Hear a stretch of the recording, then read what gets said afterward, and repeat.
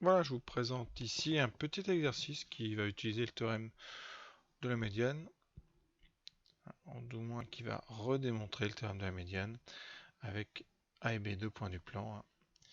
Voilà, donc je vous laisse chercher et ensuite je corrige immédiatement. Alors la question 1 est tout simplement la démonstration du théorème de la médiane. Donc on part de I milieu de AB. Donc je vous rappelle que I milieu AB, on va traduire ça vectoriellement. Et I milieu AB, c'est tout simple. Ça signifie que, eh bien, c'est équivalent, même encore plus fort, à IA plus IB égale vecteur nul. Et maintenant, on va essayer de transformer l'expression MA carré plus MB carré. Alors ça, on va transformer ça tout de suite. On transforme les carrés en carrés scalaires. Donc MA carré, on le transforme en MA scalaire MA plus MB scalaire MB. Et maintenant, on va utiliser la relation de Schall vectorielle à l'intérieur des vecteurs MA et MB pour pouvoir, comme ça, introduire le point I.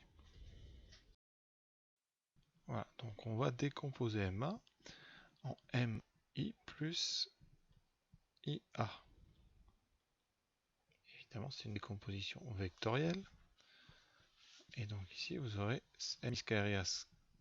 MI plus IA scalaire MI plus IA, donc c'est le carré. On va pouvoir utiliser ensuite la relation de Schall pour le produit scalaire.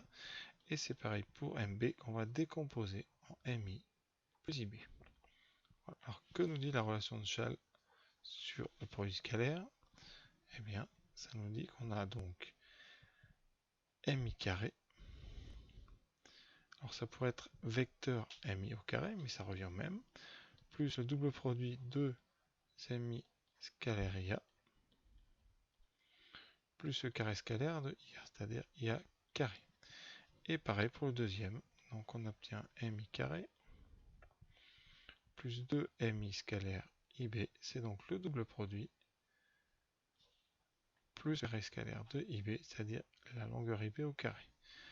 Qu'est-ce qu'on a maintenant? On a notre donc MI carré plus MI carré qui donne 2 MI carré. Ensuite, vous avez les deux doubles produits.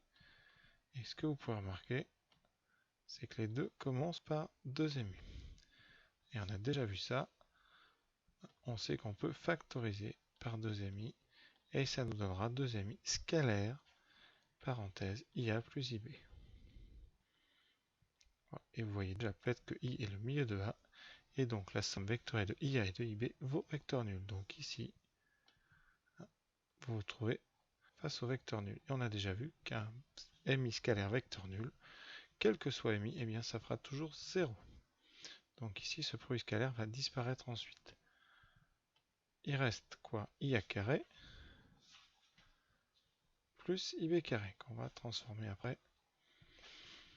Alors à ce moment, on est donc à 2 MI carré, plus, ici vous avez votre 0, et vous avez IA carré plus IB carré. Alors déjà, I est le milieu de A, B, donc IA carré est égal à IB carré. Donc là, vous avez 2 IA carré, ou 2 IB carré, comme vous voulez.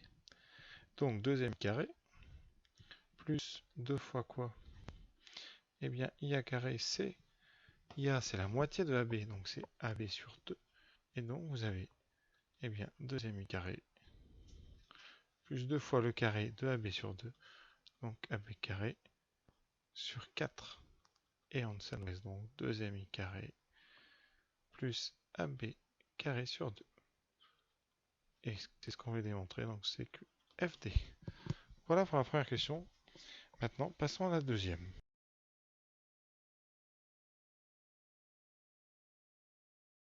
La question 2, donc, on veut en déduire que M appartient à E, donc c'est l'ensemble des points tels que MA carré plus MB carré égale 26, est équivalent donc à MI carré égale 4. Alors, on va donc dire que M appartient à E équivaut à MA carré plus MB carré égale 26. Ensuite, on va utiliser la question précédente. Ici, on a nous le membre de gauche, donc ça veut dire que 2 MI carré plus AB carré sur 2 égale 26. Voilà, on va transformer un petit peu. Donc ça nous donne 2 MI carré. Alors AB carré, c'est donc 6 au carré, donc ça fait 36 sur 2 égale 26. mais 36 sur 2, eh bien c'est 18. Donc ça nous fait 36 moins 18. Et 36 moins 18, eh bien si on calcule, ça fait combien? Attendez, bougez pas. Non, bougez pas, c'est 26 moins 18. Donc ça nous donne 2m carré égale 8. Et donc m carré égale 4. Voilà, c'est ce qu'on nous demandait. Alors question 3. Mais qu'est-ce qu'on peut en déduire? Donc m appartient à E. Ça équivaut à dire que m carré égale 4. Et ça, on l'a déjà vu plusieurs fois. La distance entre m et i est constante et vaut donc 2. Et donc là, on en déduit un m égale 2. Et donc, eh bien, M appartient au cercle de centre I et de rayon 2. Voilà. Et c'est comme ça qu'on le note, avec ici la lettre C pour dire que c'est un cercle. En premier, on met le centre et ici le rayon 2. Voilà, ce petit exercice est fini. Voilà. À bientôt.